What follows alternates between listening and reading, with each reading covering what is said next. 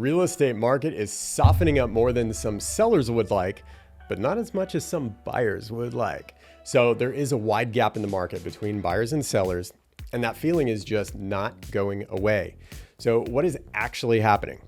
So we'll dive into all that. Before we do, please subscribe to the channel, like this video, and do me a favor and share this with friends, family, acquaintances, anybody in the greater Sacramento area so that they can have some actual data that's not sensational or clickbait. They can get a little extra experience and education to make the right decision for their needs. Thanks for all your support. Much appreciated. Let's dig into it. So we are heading into the holiday season in the greater Sacramento region. That usually means lower volume, slower market movement, and umbrellas and flashlights. So fun time to show homes, let me tell you. The economy has seen plenty of ups and downs this year. Volatility breeds uncertainty and caution, and we are seeing a lot of that in relation to both buyers and sellers right now. Sellers are concerned about giving away the farm and taking a lower price today than what they might be able to get if they wait 6 months, wait till next year, wait till maybe even 2027.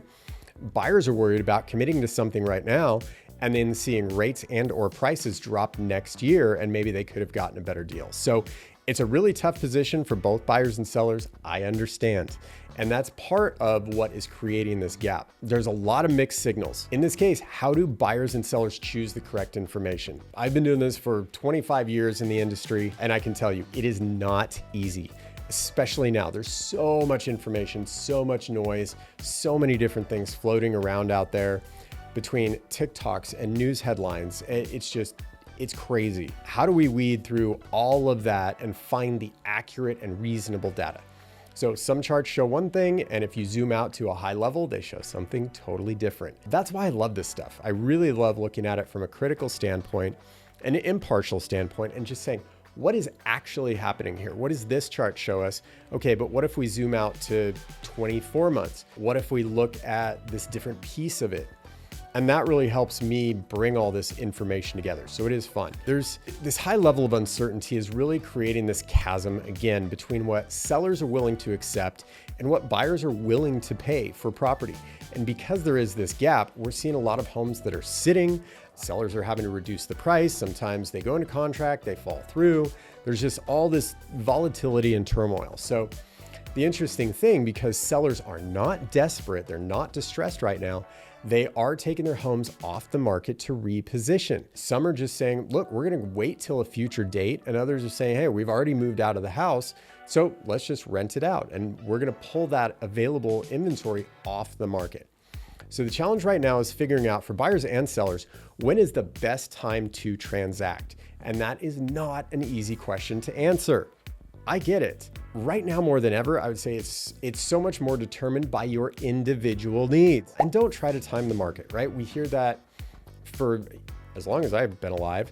Stocks, stock market, don't try to time the market. I would say right now, that's my advice in real estate. Don't try to time the market. As an example, I can say with 99.9% certainty today that rates tomorrow will not be at a 4% or an 8%. Can I say that 12 months from now? No. Maybe 50-50 chance? I don't know. So many things can change in 12 months. We could see 4%. We could see 8%. Who knows? No, I don't think either of those scenarios are going to happen. But as an example, that's why we don't try to time the market. So right now, I would say that, we can play this what if game all day, but eventually we have to make a decision, right? And that decision could be, I'm going to stay right where I am and I'm going to maximize my current position.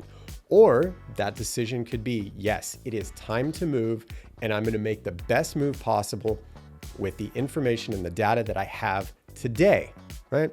So to answer this question, is now a good time to buy or sell? It depends.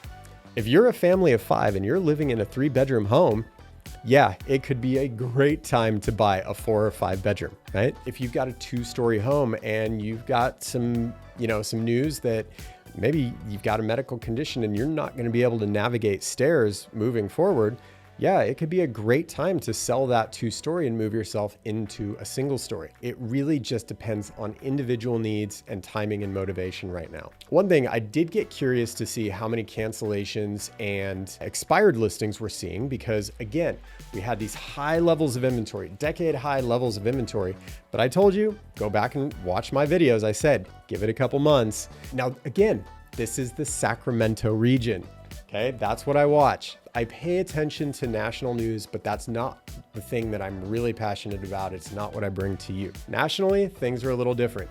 In Sacramento, we are seeing those inventory levels drop, and we'll get into that in the data. And I was curious to see, in conjunction with that, how many properties were selling versus how many were actually getting canceled or expired listings. So what I found is we basically saw the number of canceled and expired listings every month was increasing between May and August.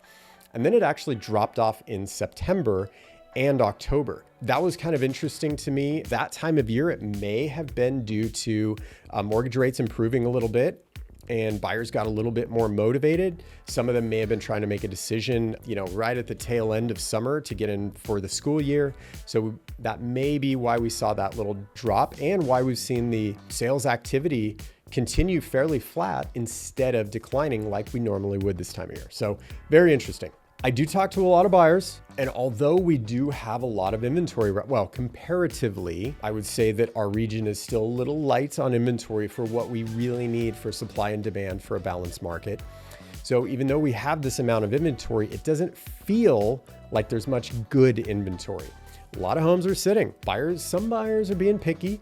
Some sellers are being very unrealistic.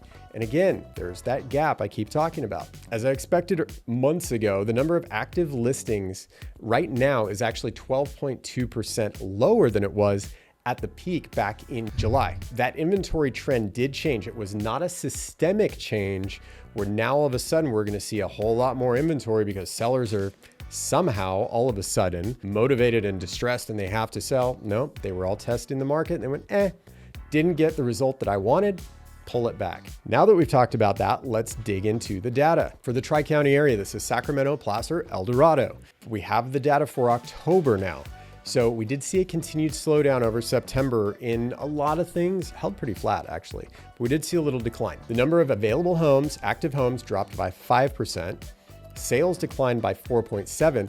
But again, we saw this uptick in the pendants. They jumped by 2.1%.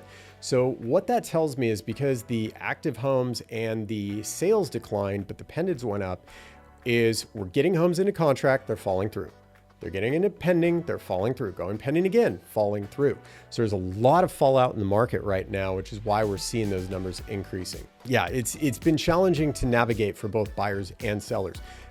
Buyers get exhausted. This one didn't work out. Let's find a new property. Sellers get exhausted. Why didn't this buyer work? Let's get back on the market. Let's find a new buyer. It is definitely challenging. And believe me, I understand the exhaustion from both sides. In the Tri-County area, the days on market actually increased, ready for this, from 50 to 51 days. So not a big change there. The list price to sale price ratio did hold firm at 96%. So basically that tells us on average, sellers are still overpricing their listings by 4%. And that's a pretty big number. So median sold price had a small 0.9% increase. Tri-County area, median sold price went from 570 to 575. However, the average active and sold prices did drop in October. Months of inventory in the Tri-County area held stable at 2.6 months. That is based on the sales absorption rate, and that is a fair amount lower than that 3 months that we did see at the peak. So again, this further indicates that we're just kind of in a flat market right now. Placer County, let's dig in. Active homes dropped by 10.6%. Pendants actually dropped by 7%, and sales declined by only 0.8%. So overall, definitely a cooling trend for Placer County. And that tells me I think there's a lot more folks in Placer County that have kind of just said, you know what, we're done for the holidays. We have that option. Let's readdress the market at a later time. Unlike the Tri-County area, Placer County days on market declined by 3.6%, which is uncharacteristic for this time of year. So it went from 55 down to 53 days. Not a huge change, but still not what we'd expect this time of year. The sales ratio held stable in Placer County as well, 96%. So again, on average, sellers are overpricing their homes. Not all of them. Keep that in mind. So some are probably 10% overpriced. Some are 1 to 2% underpriced. And you really have to look at each individual property. I have told clients this for years. The list price is a starting point. It doesn't mean anything. It can be high, it can be low. Maybe it is right on, but we need to see the home. We need to compare it to what else is happening and then decide, how did these sellers price it? Are they in the small percentage that underpriced and they're going to get 4 offers and it'll get bid up? Or are they in the larger section of the market that has overpriced it? They're going to have to drop the price or negotiate, and then it's going to sell. So keep that in mind. In Placer County, the average and median sold prices increased by about 0.5%. The median sold price moved from $635 to $639, and that is down from the year-to-date high in Placer of $690 back in June. However, interestingly enough, I love looking at this stuff. The current median sold price at $639 is only $1,000 different than it was the same month last year. So over 12 months, it's only changed $1,000. But there are other ways to look at the data. I just think those things are interesting. Placer County now has 2.4 months worth of inventory that is based on closed sales. And that is a lot lower than the high of 3.2 months that we saw back in June. So again, I said, wait a few months, we're gonna see the inventory drop, and it definitely has. I think this is just a lot of sellers that are saying, you know what, forget it, we're done for this year. Don't wanna deal with the holidays, the weather, everything else.